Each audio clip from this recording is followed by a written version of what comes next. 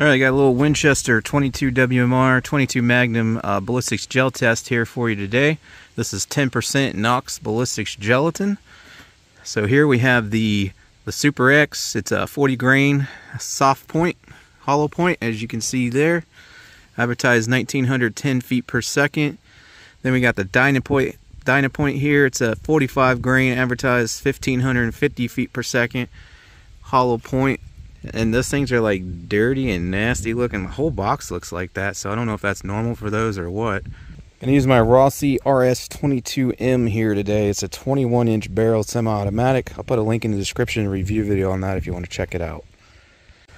BB calibration is coming in a little thin today. We're right at 4 inches. The maximum is supposed to be 3.74, so we're just a little bit thin there. So instead of being like 10%, it's probably like 8 or 9%. So keep that in mind. We will see a little bit further penetration than what should be expected due to this block being a little light.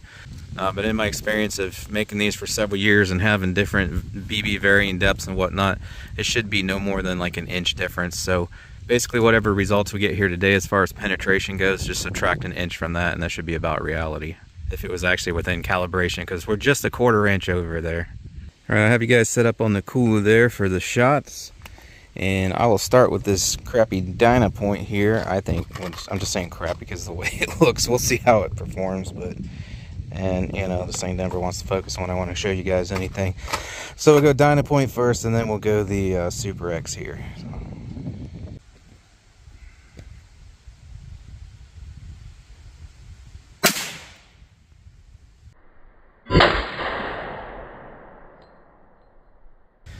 That was interesting. So obviously the first shot skimmed the top of the block.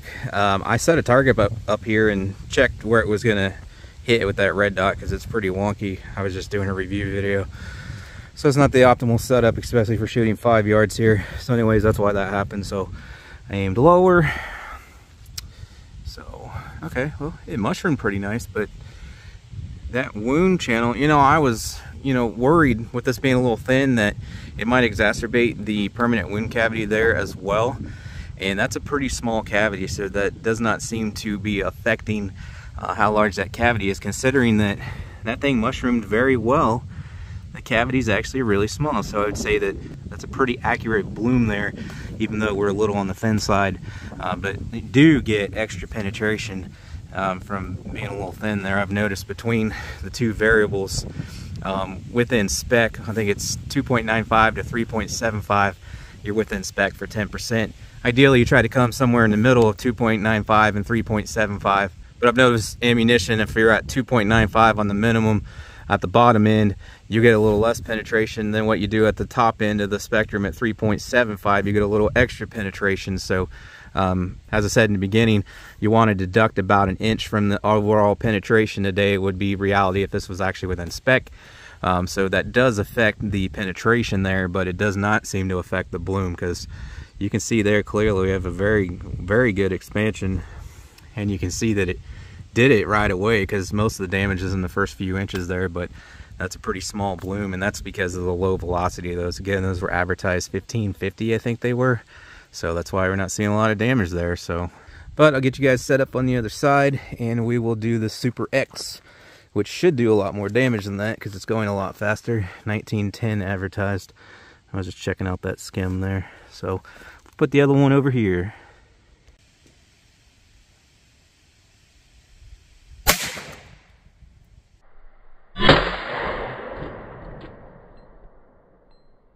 Alright, that certainly made the block jump a little more. So there's our entry there. Here's from up top. You can see we definitely have a larger initial cavity there.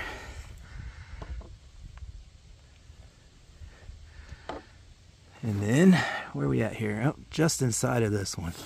And of course that one mushroomed well also. So let's get some measurements here and we'll pull them out and examine.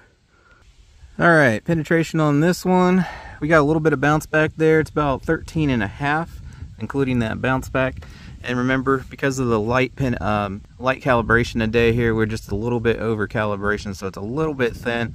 You want to deduct about an inch from that, so I would call it 12.5 penetration if we were actually within spec here on our block.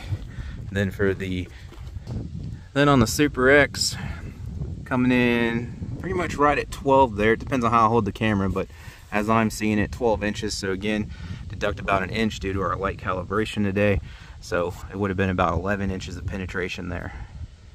All right, these are our projectiles here. The one on the left is the Dyna point. The one on the right is the Super X. I find it interesting that the Dyna point mushroom like squished flatter, whereas this one stayed taller. So I would have thought that would have given, it must have been just the, sometimes when you increase velocity on the exact same bullet, even if it performs the same, like how these are kind of like have, the expansion is pretty close.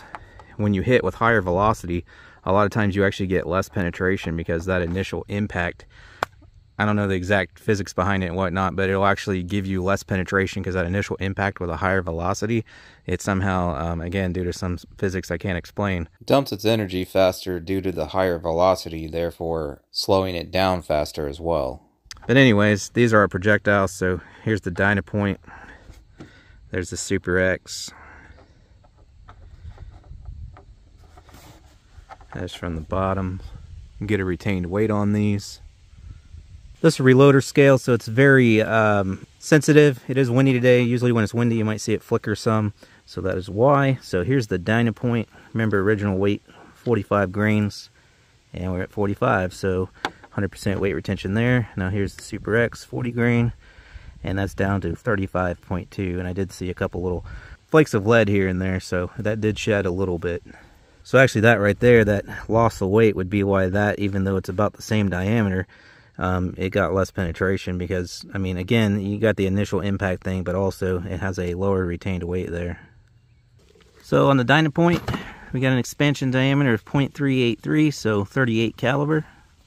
A little wider on the Super X due to these little sharp points here and there sticking out is the only reason, at 0.402, so 40 caliber. But if you extract those little sharp points and turn it sideways like that or something, like, it's kind of hard to do one-handed while recording. See, 38 there, so just a hair larger without those spikes, and if with those spikes, about 40 cal. So that does it for this one. If you guys want to get yourself one of these scales, the caliper, even the mix that I use for my Knox Ballistics gelatin, links for that and more in the description. As far as 22 Magnum goes, I'll have these coming up next, so stay tuned for that. Also check out the 22/Rimfire playlist if you want to see more rimfire gel tests, and there's a lot more in there than gel tests. Any reviews I've done of like firearms, long range videos and more, so check out the 22/Rimfire playlist for that. Also know a lot of you guys have been hounding me to do long range videos like 50, 75, 100 yards. I will have those coming up. I can't really do that out here at this public range because I can't get out on a rifle range and keep asking people to stop, you know, every 15, 20 minutes so I can adjust my blocks and go inspect and crap like that. So that's why you haven't seen that yet, because it's a little difficult for me to set that up. I have to go to my friend's place. I make it out there about once a month, so that's where I'll be doing those longer range videos. Rest assured, sometimes this fall we will get started on that, because all I've been doing is just this close range stuff here, but we will be doing some further out ones. But anyways, thanks for watching, guys, and I hope to catch you on the next one.